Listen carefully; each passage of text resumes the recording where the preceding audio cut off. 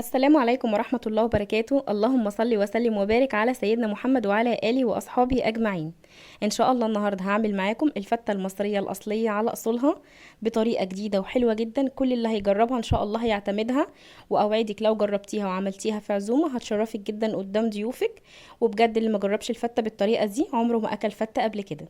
أول حاجة كده نسمي ونصلي على الرسول ونبدأ مع بعض.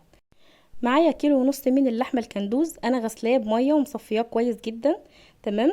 وبعد كده حطيت حله على النار فيها ميه تغلي، ولازم الميه تكون معايا بتغلي كويس جدا. هاخد معايا بقى كده القطع بتاعه اللحمه، بس انا طبعا معايا هنا قطع من الدهن. القطع بتاعه الدهن ديت لو مش حابه ان انت تضيفيها ما تضيفيهاش، مش مشكله، بس انا بحب اضيفها علشان خاطر تخلي الشوربه بتاعه الفته معايا تكون دسمه.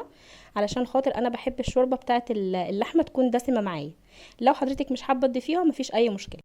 بعد كده هضيف قطع اللحمه معايا كده في الميه المغليه، ولازم تكون الميه مغليه كويس جدا زي ما قلت، علشان خاطر اول لما قطع اللحمه تنزل فيها تاخد صدمه كده معايا وتقفل الانسجه بتاعتها وتحتفظ بالسوائل جواها، علشان خاطر تطلع معانا طريه جدا في الاكل، ما تكونش ناشفه معانا وبتشد. تمام. بعد شويه هلاحظ ان في ابتدى رغوه كده تتكون على الوش بتاع الشوربه. هبدا ان انا اجيب معايا طبق واشيل الرغوه دي كلها. ضروري جدا ان احنا نتخلص منها علشان خاطر دي بتغمق معانا الشوربه. ده غير ما هي كمان بتعمل طعم زفارة في الشوربة، ودي حاجة احنا مش حابينها ولا بنفضلها. بعد ما اتخلصت كده من كل الرغوة اللي اتكونت على الوش، هبدأ بقى ان انا اضيف معايا البهارات والتوابل للحمة. هضيف معلقة صغيرة من الفلفل الاسود وزيها معلقة صغيرة من السبع بهارات. تمام. احنا ما بنحطش الملح خالص على اللحمه دلوقتي علشان خاطر اللحمه تكون معانا مستويه وما بتشدش. تمام. بعد كده هضيف حوالي 4 فصوص من الحبهان، لو عندك ورق لورا حطي، بس الصراحه انا ما كانش متوفر عندي فمش مشكله عادي، يعني ما وقفتش عليه. تمام. بس هو بيدي نكهه كده للشوربه بتكون حلوه، يعني لو متوفر عندك وبتحبي حطي. بعد كده هبدأ بقى ان انا اضيف معايا طماطمايه، معايا بصلايه، لو عندك جزر برضو حطي. انا ضفت هنا طماطمايه متوسطه اسمها انصاف، ومعايا برضو بصلايه متوسطه اسمها نصفين. تمام. بدأت ان انا اضيفهم كده للشوربه، وبعد كده هوارب الغطا بتاع الحله، يعني ما بقفلوش خالص، وكل دوت بسيب بعد كده اللحمه على النار، والنار تكون عاليه علشان اللحمه تستوي معايا. في حلة تانية كده على النار، وهبدأ ان انا انزل بمعلقتين سمنة. وبعد كده هنزل بحوالي 6 7 فصوص من الثوم مهروسين كويس جدا. يعني تهرسيهم كويس جدا او تفرميهم في الكبة عشان نحضر الكمونية بتاعة الفتة او الصلصة بتاعة الفتة. تمام. بعد ما السمنه سخنت معايا كويس جدا، ضفت عليها الثوم المهروس بالشكل اللي حضراتكم شايفينه ده، وهبدا ان انا اقلب فيه كده لغايه لما يبدا ان هو ياخد لون وتطلع ريحته. في الوقت ده كنت مجهزه معايا فنجان صغير من الخل، هبدا ان انا اضيفه على الثوم. يعني هطش الثومه كده بالخل. وبعد كده هبدا ان انا اغطي الحله واسيبه بالظبط لمده دقيقه لغايه لما يغلي معايا كويس جدا. تمام. بعد دقيقه بالظبط هبدا ان انا اضيف عليه عصير طماطم. انا كنت عصره معايا هنا كيلو من الطماطم ومصفياه كويس جدا. هضيف بقى عصير الطماطم كده على الثومه مع الخل. وبعد كده هبدا ان انا ابهرها واحط لها التوابل بتاعتي. معايا معلقه صغيره من الملح. تمام. انا هحط هنا معاها برضو مكعب واحد من المرقه اللي هي الشرايط. لو حضرتك مش حابه ان انت تضيفيه فهتزودي كميه الملح شويه.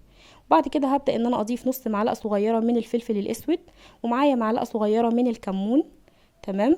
وبعد كده هضيف نص معلقه صغيره من السبع بهارات. لو حضرتك عندك اي بهارات تانية بتفضلي ان انت تحطيها على الكمونيه مفيش اي مشكله. بعد كده انا هبدأ بقى ان انا يعني اقلب كده معايا الصلصة بالتوابل اللي انا ضفتها عليها. انا بكتفي بالبهارات ديت للكمونية بتاعة الفتة او الصلصة بتاعة الفتة. هسيبها بقى تستوي كده على النار.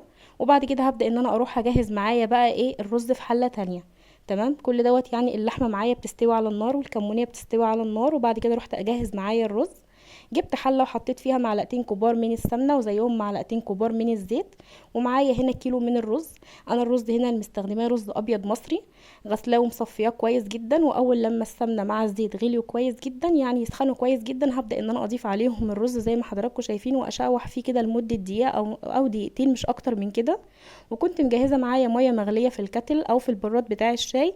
يعني ضروري ان يكون معاكي ميه مغليه. تضيفي عليه المية المغلية. المية بتغطي الرز يعني بحوالي كده، يعني فوق الرز بحوالي سنتي ونص او 2 سنتي مش اكتر من كده. يعني لو هتقيسيها بصباعك هتبقى حوالي عقلة صباع دوت معيار المية كويس جدا على الرز.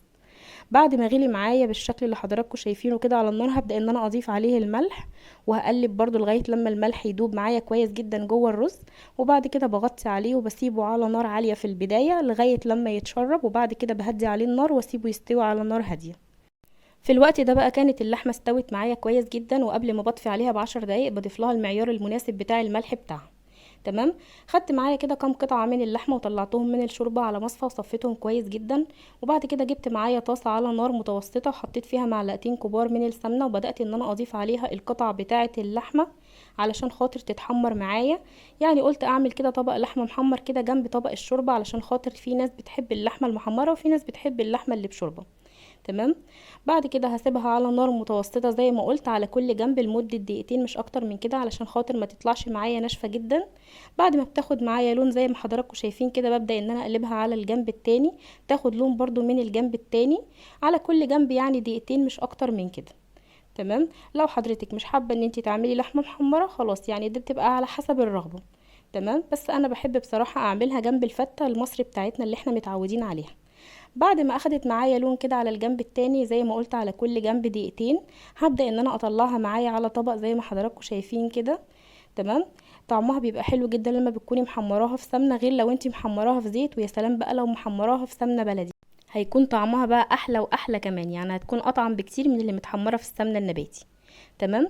بعد كده هروح اجهز بقى معايا صينية هنا على النار، وبعد كده الصينيه دي بقى اللي انا هعمل فيها الفته بتاعتي، وهحمص فيها العيش. بس احنا مش هنحمص العيش زي ما احنا متعودين، لا هحمصه بقى معاكم بطريقه حلوه جدا هتفتح النفس جدا على الاكل. وباذن الله لما تجربوا الطريقه دي هتعتمدوها باذن الله، ومش هتبطلوا تعملوا الفته ابدا بالطريقه دي. جبت معايا كده صينيه على النار زي ما قلت، وضفت عليها حوالي 5 فصوص من الثوم مهروسين، ومعاهم هنا قرنين فلفل سبايسي. لو انت حضرتك مش بتحبي ان انت تعملي الفلفل سبايسي، ممكن تستبدليه بالفلفل الرومي في الوقت ده، مفيش اي مشكله. يعني لو انت مش حابه مثلا ان الفته بتاعتك تكون حاميه شويه، فتستبدليها بفلفل رومي. بعد ما شوحت الفلفل مع الثوم شويه كده على النار وبدات تطلع ريحتهم، كنت مجهزه معايا في الوقت دوت حوالي رغيفين من العيش البلدي. العيش البلدي اللي هو العادي مش المحمص بتاعنا، لا العيش البلدي اللي هو احنا بنجيبه من فرن العيش العادي. تمام. كنت مقطعاه قطع صغيره معايا بالشكل اللي حضراتكم شايفينه دوت، وبدات ان انا اشوح فيه كده مع الثومه والفلفل لغايه لما يبدا العيش ان هو يتحمص معايا ويبدا لونه يتغير زي ما حضراتكم شايفين معايا كده. تمام قوي كده. اول لما العيش معايا اتحمص واخد معايا اللون اللي انا عايزاه بالظبط، في الوقت ده كنت مجهزه معايا حوالي ربع فنجان صغير من الخل. هبدا ان انا اضيفه كده على على العيش مع الثومه مع الفلفل، يعني هطشهم بيه كده لغايه لما تطلع ريحته معايا. في الوقت ده الريحه والله يا جماعه تجوع اللي مش جعان. بعد كده هقلب فيه بالظبط دقيقه كمان بالظبط، مش اكتر من كده على النار، يعني دقيقه واحده. بعد كده هطفي عليه وهبدا ان انا اضيفه معايا في البوله اللي هغرف فيها الرز وهقدم فيها طبق الفته. كانت كل حاجه معايا كده ما شاء الله اللهم بارك استوت. الرز معايا استوى ما شاء الله، والصلصه بتاعه الفته معايا استوت، وكمان اللحمه كانت استوت وحمرت اللحمه وجهزت معايا للفته. وكمان هقول لكم على حاجه حلوه برضو عملتها هتشوفوها معايا دلوقتي. تمام. وحابه اخد رايكم كده في حاجه، يعني تكتبوا لي في التعليقات كده لو الحاجه ديت صح او الكلام اللي اتقال لي عنها صح. تمام. بعد كده هغرف معايا الرز زي ما حضراتكم شايفين، وهبدا ان انا اضيف عليه بقى الصلصه بتاعه الفته، وهقدم معايا الاكل كده بسم الله ما شاء الله شكله يفتح النفس. حلو جدا، جربوه بالف هنا.